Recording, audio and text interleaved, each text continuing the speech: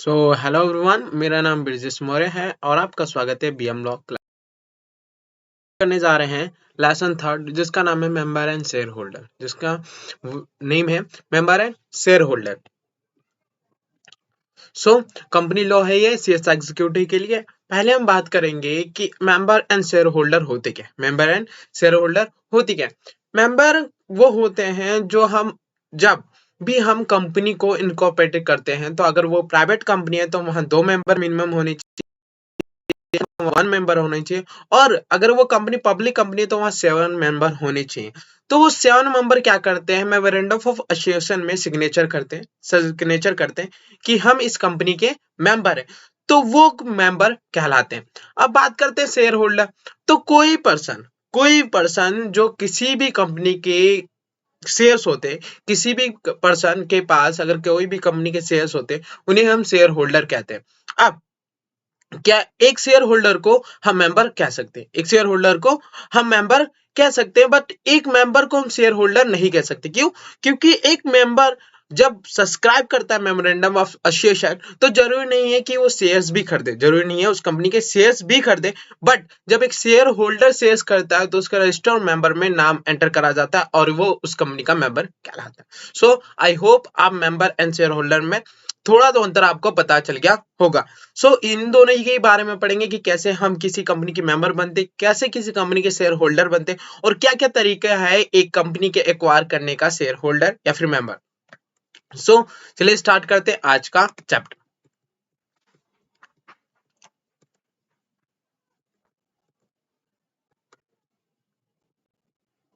सीधा हम स्टार्ट करेंगे सेक्शन से। जो सबसे पहला सेक्शन है वो है section 2 clause 55 of company act 2013। इसमें दे रखा है मेंबर का definition of member in relation to company means the subscriber to the memorandum of company who shall be deemed to be have agreed to become a member of company, and its registration shall be entered as a member in register of member. Simple. Subscriber to the memorandum, जो subscribe करता है memorandum of association of a company, उसे हम मान लेते हैं कि वो मेंबर हो चुका है, और उसका नाम जो है वो हम member in registration of member में एंटर कर दिया जाता है। Every other person who agree in writing to become a member of a company and whose name is entered in its register of member shall be member of company. और कोई भी person जो agree हो जाता है through the writing in become a member of company, तो उसका नाम हम रजिस्टर ऑफ मेंबर में एंटर कर दिया जाता है, क्योंकि वो कंपनी का मेंबर हो जाता है। अब थ्रू द राइटिंग वो हम आगे चल के बताते हैं कि कैसे किसी चीज को हम थ्रू द राइटिंग का पॉइंट दिया हुआ है। Every person holding share of company and whose name is entered as a beneficial owner. जब भी आप कोई शेयर्स डीमैट अकाउंट से आप कोई भी शेयर्स परचेस करते हैं, तो डिपॉजिटरी से जो आप डिपॉजिटरी है, आपका नाम वहां पे एज अ बेनिफिशियल ओनर होता है, कंपनी के नजरिए से आप एज अ बेनिफिशियल ओनर होते हैं, क्योंकि सारी राइट आपको दी जाती है, आपके शेयर्स भी होते हैं, मगर जंबो जो शेयर्स है, सारे के सारे शेयर वो डिपॉजिटरी को इशू कराया जाता है। ये क्या है, बेनिफिशियल ओनर। तो जो बेनिफिशियल ओनर है वो भी कंपनी के मेंबर कहलाते हैं according to section 2 clause 55। Now अब बात करते हैं member relation to company means, आप समझ चुके होंगे। नाउ एक्वायरिंग द मेंबरशिप, अब कैसे हम किसी भी कंपनी के मेंबरशिप एक्वायर कर सकते हैं उसकी बात करते हैं। As per section 2 clause 55 of Company Act 2013, a person may acquire the membership of company by subscribing to the memorandum of association. जब वो सब्सक्राइब करता है memorandum of association, उसे हम मान लेते हैं कि वो कंपनी का मेंबर हो चुका है। By agreeing writing to become a member, और writing to become a member जैसे मैंने बताया था कि समझाएंगे कि writing to become a member क्या होता है। तो writing का मतलब कि by making an application to company for allotment of shares, जब भी शेयर्स कोई कंपनी इशू करती है तो हम कंपनी को एप्लीकेशन मनी या फिर एप्लीकेशन देते हैं कि आप हमें शेयर्स अलॉटेड करें। तो जब भी हम एप्लीकेशन देते किसी कंपनी को, तो वो थ्रू द राइटिंग माना जाएगा। तो कंपनी जब हमारी एप्लीकेशन एक्सेप्ट करेगी तो वो हमें शेयर्स अलॉट करती है, इसका मतलब हम कंपनी के मेंबर बन जाते हैं। Now executing an instrument of transfer of shares as a transferee. अब जब भी दो पर्सन के बीच कोई भी शेयर्स ट्रांसफर होता है, तो वहां पे इंस्ट्रूमेंट ऑफ ट्रांसफर एग्जीक्यूट करा जाता है। In form number SS4 physical form है ये। तो जब हम इंस्ट्रूमेंट ऑफ ट्रांसफर एग्जीक्यूट करते हैं तो वो भी एक तरफ से writing to become a member होता है, तो हमें उसे भी मेंबर कहा जाता है। Now consisting to all transfer of shares of deceased member is name. अब जब कोई भी पर्सन, जैसे हम चैप्टर 2 में पढ़े थे ट्रांसमिशन, क्योंकि किसी पर्सन के अगर डेथ हो जाती है तो वो उसके शेयर्स किसी और पर्सन को चला जाते हैं, या फिर लीगल रिप्रेजेंटेटिव, लीगल हायर या फिर नॉमिनी को। तो जब वो नॉमिनी को हम या फिर लीगल रिप्रेजेंटेटिव को शेयर ट्रांसफर करते हैं तो वो भी किसी कंपनी का मेंबर कहलाने लगता है। बाय एक्विजेंस और द स्टेपल्स, इसका मतलब ये होता है कि किसी पर्सन का शेयर्स तो है, किसी पर्सन के पास शेयर्स है, मगर जो उसके पेड अप शेयर है, पेड अप है, कॉल अप है, वो कोई और पे कर रहा है, तो हम वो तो अभी वो शेयर होल्डर तो नहीं है, मगर उसे मान लिया जाएगा कि वो शेयर होल्डर है, तो यहाँ पर भी उसे भी हम शेयर होल्डर कहेंगे, एज अ मेंबर कहेंगे। नाउ और by holding a shares of company whose name is enter as a beneficial owner, उसे भी हम शेयर होल्डर कहते हैं या फिर मेंबर कहते हैं। नाउ अब बात करेंगे सब्सक्राइबर टू द मेमोरेंडम। जैसे हमने पढ़ा कि ये तरीके हैं कि हम किसी भी पर्सन की एक्विजिशन कर सकते हैं मेंबरशिप। तो सबसे पहला हमने पढ़ा था subscriber to the memorandum. Now in the case of the subscriber, no application or ultimate is necessary to become a member। जब भी हम सब्सक्राइब करते हैं मेमोरेंडम की तो हमें कोई भी एप्लीकेशन थ्रू द कंपनी को डालने की जरूरत नहीं होती, और वो कंपनी हमें कभी भी अलॉटमेंट नहीं करती। By virtue of his subscription to the memorandum, he is deemed to be agreed to become a member of and become a ex post facto member on the incorporation of company and liable for the shares he subscribed। Simple। Now जब कोई भी person subscribe करता है memorandum को तो उसे मान लिया जाता है वो कंपनी का मेंबर हो चुका है, at the time of the जब कंपनी इनकॉर्पोरेशन होती है। और अगर कंपनी के और जब वो सब्सक्राइब कर रहा है मेमोरेंडम को, अगर वो शेयर भी सब्सक्राइब करता है तो उसे शेयर्स भी दिए जाते हैं, तो वो एक तरफ से मेंबर भी बन जाता है। नाउ अब बात करेंगे agreement in writing by an application and allotment. हमने पढ़ा था पहला बाय एप्लीकेशन एंड अलॉटमेंट। जब भी company a person who's applied for shares become a member, and when his shares are allotted to him, a notice of allotment is issued to him and his name is entered on the register of member. The general law of contract applied to this transaction. There is no offer to take shares and acceptance of this offer when the shares are allotted। Simple। जब क्या हो गया कि जब भी कोई person application देता है कंपनी को for the allotment of share, तो कंपनी उसे अलॉट करती है शेयर, और अलॉट करने के बाद कंपनी नोटिस देती है कि उसका नाम एंटर हो चुका है द रजिस्टर ऑफ मेंबर में। By transfer of shares, simple, a person can become by acquiring the shares from an existing member and having the transfer of shares registered in a book of a company, that is by getting his name entered in the register of member the company। जैसे मैंने बताया कि जो हमारा shares है वो movable property according to section 44 of the company act 2030। तो हम किसी भी पर्सन को शेयर्स ट्रांसफर कर सकते हैं, तो जब हम ट्रांसफर करते हैं तो उसके द्वारा भी कोई और पर्सन हमारी जगह पे मेंबर बन सकता है of the company. By transmission of shares, जब डिसीड पर्सन की शेयर्स किसी और को ट्रांसफर कर दिए जाते हैं, a person may become a member of a company by operation of law, that is if he is succeed to be state of deceased member, membership by his method is a legal consequence on the death of the member, his executor or the person who is entitled under the law to succeed in his state get the right to have the share transmitted and registered in name is a company's register of member। Simple। जब किसी person की death हो जाती है तो उसके सारे के सारे शेयर्स किसी और को ट्रांसफर कर दिए जाते हैं, तो वो क्या बन जाता है, कंपनी का मेंबर हो जाता है। Now by acquisition or estoppel, जैसा मैंने बताया, a person deemed to be member of company if he allow his name without subsequent code to be on the register of member of a company or otherwise hold himself out or allow himself to be held out as a member, in such case he is estoppel from the denying his member। Simple सी बात है, जैसे यहाँ पे he can however escape his liability taking a promote action for him his name removed from the register of member on the permissible ground। अब यहाँ पे क्या होगा कि कोई भी पर्सन, उसे हम मेंबर कह लेंगे अगर वो अपना नाम अलाउ करता है कि मैं एज अ मेंबर हूँ और किसी पर्सन को कोई प्रॉब्लम नहीं है, जैसे मान लिया, जैसे मैंने कहा कि कोई पर्सन जो शेयर्स है अगर उसको कॉल अप वैल्यू आ रहा है और कॉल ऑफ वैल्यू कोई और उसे उसकी कॉल ऑफ वैल्यू कोई और दे रहा है, क्योंकि उसका नाम उसकी जगह एंटर नहीं हुआ है, मगर वो उसके जो शेयर्स है उसे ट्रांसफर कर दिए गए, तो क्या मान लिया जाएगा, वो एज अ स्टॉपल मान लिया जाएगा कि वो अभी तो रियल में नहीं है, मगर हाँ उसे हम क्या मेंबर समझेंगे।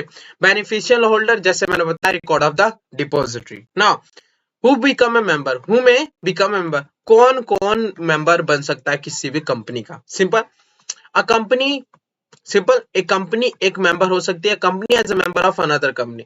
Now a company is a legal person and so he is compelled to contract, therefore it can be member of any company, however it must be authorized by it memorandum of association to invest in shares of that company on any other company. a company एक legal person होती है, legal entity होती है, तो इसका मतलब वो एक competent, मतलब पूरी सही तरीके से किसी भी कंपनी की मेंबर बन सकती है।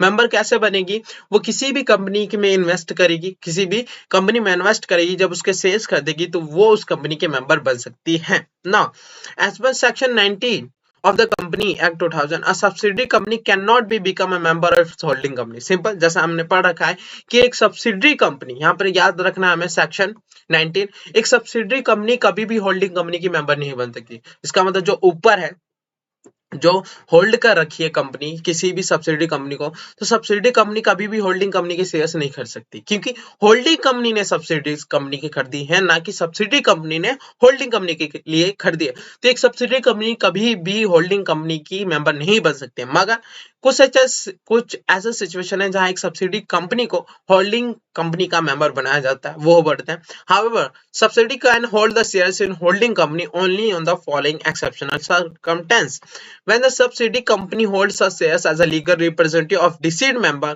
of the holding company. Simple, जब कोई पर्सन की डेथ हो जाती है, कोई मेंबर की डेथ हो जाती है, तो उसके जो शेयर्स है as a legal representative hire करती है, होल्ड करती है, तो उसे हम मेंबर कहेंगे, उसे हम होल्डिंग कंपनी के मेंबर कहेंगे। Where the subsidy company holds the shares as a trustee, और जब भी कभी subsidy company as a trustee hold करती है शेयर, उससे भी हम लीगल रिप्रेजेंटेटिव, उसे भी हम मेंबर, उस टाइम भी वो मेंबर बन सकती है। और where the subsidy company is a share holder even before it become a subsidy of the holding company, और सब्सिडी कंपनी जब शेयर होल्डर थी उस कंपनी की, जब होल्डिंग कंपनी ने उसे सब्सिडी कंपनी बनाया भी नहीं था, तब भी उससे पहले ही सब्सिडी कंपनी ने होल्ड कर रखे थे शेयर, तो उस टाइम भी वो शेयर होल्डर या फिर मेंबर उस कंपनी की बन सकती है ना। पार्टनरशिप फॉर्म, एक पार्टनरशिप कभी भी किसी भी कंपनी का मेंबर नहीं बन सकता, कभी भी किसी का मेंबर नहीं बन सकता, क्योंकि वो लीगल एंटिटी नहीं होती, सेपरेट नहीं होती, इसलिए वो पार्टनरशिप हम कभी भी मेंबर नहीं बन सकता किसी भी कंपनी का। लिमिटेड लायबिलिटी, सिंपल सी बात है, एक limited liability partnership legal entity होती है according to limited liability partnership act 2008। So ये पार्टनरशिप कंपनी बन सकती है किसी और भी कंपनी की, मेंबर बन सकते हैं किसी और भी कंपनी की। सेक्शन 8 कंपनी, ये भी एक लीगल रिप्रेजेंटेटिव कहलाती है under section 8 of the act, और can be become a member of another company if it is authorised by article of association. Foreigner as a member, a foreigner may take shares in a Indian company and become the member. Simple, वो एक member है, वो एक individual है, तो simple सी बात है, कंपनी भी होगी तो वो हमारी इंडियन कंपनी की मेंबर बन सकती है, मगर उसे क्या करना पड़ेगा, foreign exchange management act 1999 follow करना पड़ेगा। Now minor as a member, minor who is not a jurist as a example, as a minor is only incompetent to enter into contract, जैसा हमने इंटर कॉन्ट्रैक्ट एक्ट में पढ़ रखा है according to section 11, कोई भी माइनर किसी भी कंपनी किसी भी कॉन्ट्रैक्ट में एंटर नहीं कर सकता, किसी भी कॉन्ट्रैक्ट में एंटर नहीं कर सकता, तो सिंपल सी बात है, वो एक मेंबर भी नहीं बन सकता किसी कंपनी का। ना contract and such can not be become a member of company, consequently an agreement by the minor to take shares is void ab initio, अगर वो एग्रीमेंट करता है किसी के संग तो क्या कहलाएगा, वॉइड अब इनिशियो, शुरुआत से ही वॉइड कहलाने लग जाएगा। नाउ पढ़ते, if the shares it has been led by company law board replaced by the tribunal under company act, that agreement in writing for the minor to become a member may be signed on behalf of the minor by his lawful guardian, and the register of transfer of share in the name of minor acting through his or her guardian, especially where the share are fully paid up, cannot be refused the ground to be transferred become a minor। ये क्या बोला गया कि एक company के एक minor कभी भी शेयर होल्डर नहीं बन सकता, कभी भी मेंबर नहीं बन सकता, मगर क्या हो गया कि अगर कंपनी लॉ के द्वारा हाल में ही केस आया मिस नंदिता जैन वर्सेस बेंथन सोनो। हाल में केस आया मिस नंदिता जैन बेंथन Bennett Coleman and company limited appeal to 27 of the 1972। इसमें क्या करा गया कि एक माइनर मेंबर बन सकता है जब उसको कोई ट्रांसफर करे शेयर्स, मगर जब transfer of instrument of transfer execute करा जाएगा तो जो उसमें साइन होगा वो माइनर के लॉफुल गार्जियन द्वारा होना चाहिए, तब जाके वो माइनर एज अ ट्रांसफर कहलाएगा और मेंबर कहलाएगा। नाउ अब चलते हैं आगे। Insolvent is a member. Insolvent may be member of a company as long as he is on the register of member. He entitled to vote, but he loses all beneficial interest in the shares, and company will pay dividend on his shares to the official assignee or receiver. Insolvent member तो member माना जाएगा उस company का, क्योंकि उसके पास अभी भी अधिकार होगा कि वो वोट कर सके, क्योंकि उसका नाम जो है वो अभी भी रजिस्टर मेंबर होगा, मगर जितने भी बेनिफिशियल इंटरेस्ट मिलेंगे उस मेंबर को वो ऑफिशियल असाइनी या फिर रिसीवर को चले जाएंगे। HUF as a member, HUF जो है वो ज्यूरिस्टिक पर्सन नहीं है, also it is a person for the purpose of Income Tax Act 1961. HUF is represented by the Karta. There is no legal bar on HUF to invest into money in the shares and security of company. Does not prohibit membership of the HUF. In case of HUF, the shares can be registered in the name of the A as a Karta as held in the wiki system relation. Simple सी बात है, इन्होंने कहा है कि एक HUF jurisdiction person नहीं होता है, लीगल एंटिटी नहीं होता, मगर हालांकि इनकम टैक्स के अकॉर्डिंग एक HUF को पर्सन कहा गया और एचयूएफ जो रिप्रेजेंट होता है कर्ता के द्वारा, तो यहाँ कोई भी ऐसी नहीं है कि एक एचयूएफ इन्वेस्ट नहीं करता किसी भी सिक्योरिटी की कंपनी में, और जो सिक्योरिटी में इन्वेस्ट करेगा किसी कंपनी के वो एचयूएफ के कर्ता के नाम पे दिया जाएगा। Now a pony has no right to foreclosure since he never had the absolute ownership at the law, and his equate title cannot exceed what is specially granted by law. In the sense, pleasure is different from the motive. Now, however, pony cannot be treated as a holder of share pleasure in his favor. Simple सी बात है, pony cannot be treated as a holder of shares क्योंकि उसके पास पूरा का पूरा right नहीं दिया जाता, उसे ट्रांसफर करने के लिए बोला जाता है, उसे पूरा राइट उसके फेवर में नहीं होता, तो सिंपल सी बात है उसे पॉनी को हम क्या एज अ शेयर होल्डर या फिर मेंबर कंपनी का डिसाइड नहीं कर सकते। Receiver whose name is not enter in the register of member can not exercise any of the membership right attached to shares unless it proceeding to which company is a party and order is made. मेरे appointment at the receiver respect of the certain share of company without a more right cannot deprive the holder of shares whose name is interest or member of company the right to vote at the meeting of the company. Receiver, जैसे हमने पढ़ा कि insolvent person होता है, उसके नाम तो register होता है मेंबर में उसको वोट करने का अधिकार होता है, मगर और भी बेनिफिशियल इंटरेस्ट नहीं मिलते। जो बेनिफिशियल इंटरेस्ट होते हैं वो रिसीवर या फिर ऑफिशियल असाइनी को जाते हैं। वैसे यहाँ पर है जो रिसीवर है उसका नाम एंटर नहीं होता, तो सिंपल सी बात है वो जो है मेंबर नहीं कहलाएगा जब तक उसका नाम सही तरीके से रजिस्टर ऑफ मेंबर में एंटर नहीं हो जाता। Now society as a member, society जो हमारी होती है वो clarification of the 24/11/96 to clarify society register under the society registration 8060 should not be deemed to be body corporate within the meaning of the aforesaid provision. Now concurrently refer section sub clause 1. Although such society can be treated as a person having a separate legal entity apart from the member constituting and thereby capable of become a member of the company according to section 41 subsequent 2 erstwhile Company Act 1956.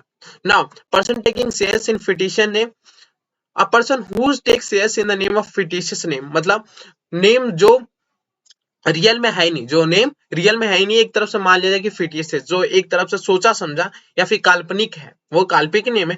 Become liable as a member beside incurring criminal liability under section 38।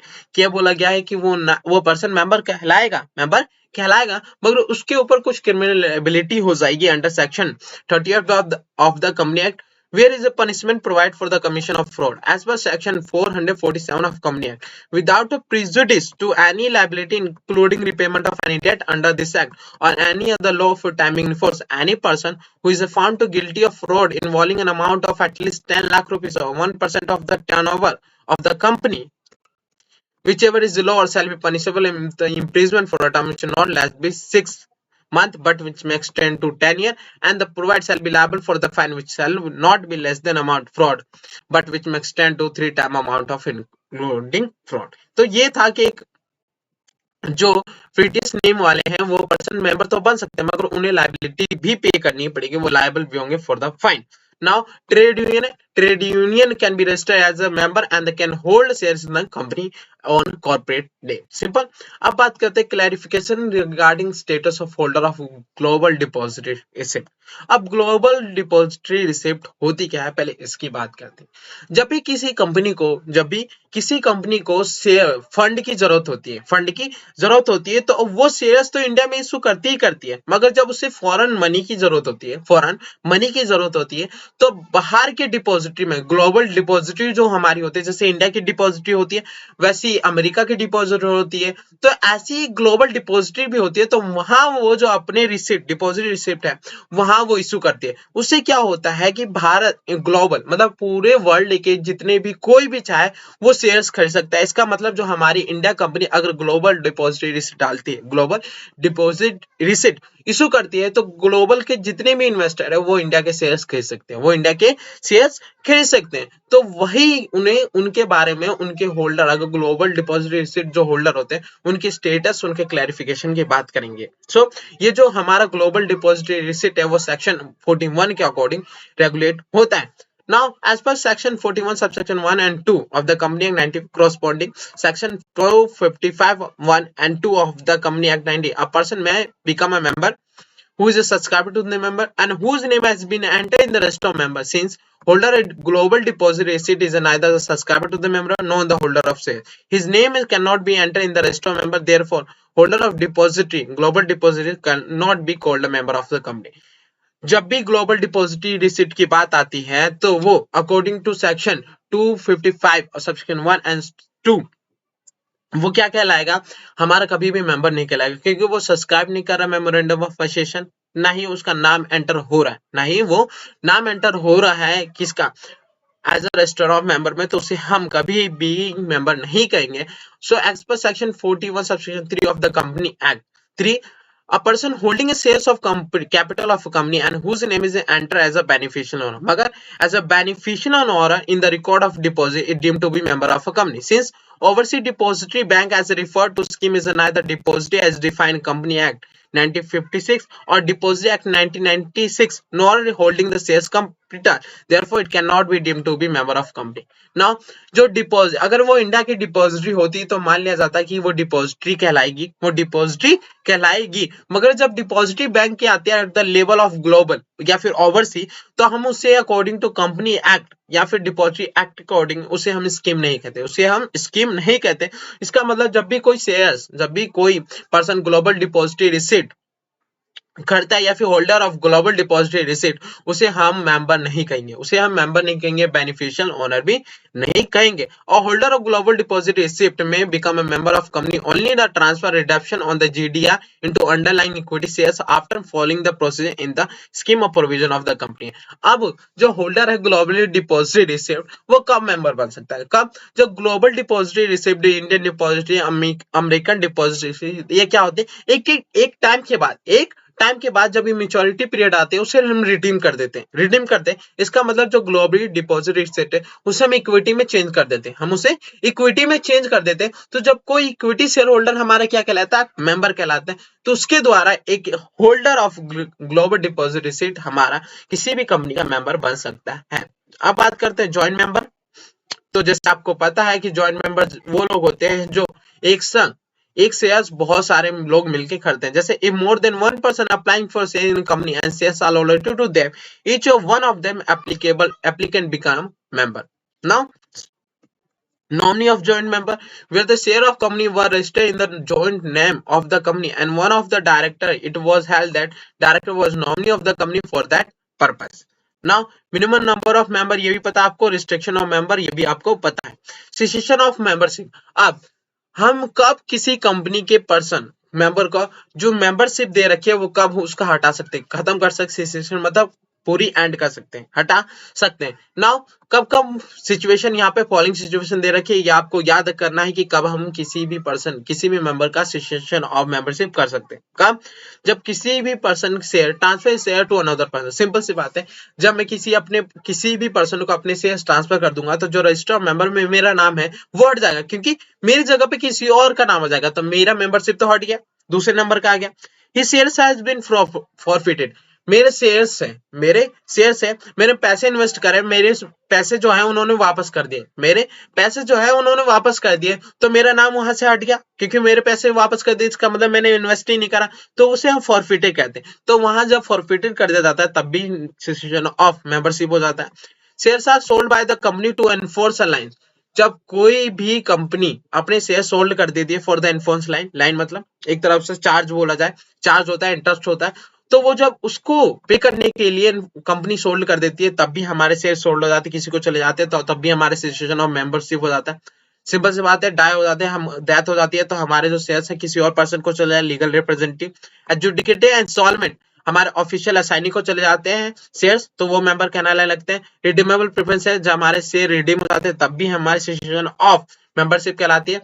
Resign the contract of membership ground of fraud और misrepresented. जब हमारा कोई भी fraud करते हैं related to contract of membership तो हमारा जो मेंबरशिप है वो रिजाइन रद्द कर दिया जाता है, तब भी हम हमारा मेंबरशिप खत्म हो जाता है। Purchase shares are purchase either by another company और बाय इंस्टॉलर। जब भी बायबैक होता है तो हमारे शेयर्स वापस खरीदे जाते हैं या फिर किसी और कोई कंपनी और खरीद लेते हैं तो हम उस कंपनी के मेंबर होना बंद हो जाते हैं, सेसेशन हो जाता है।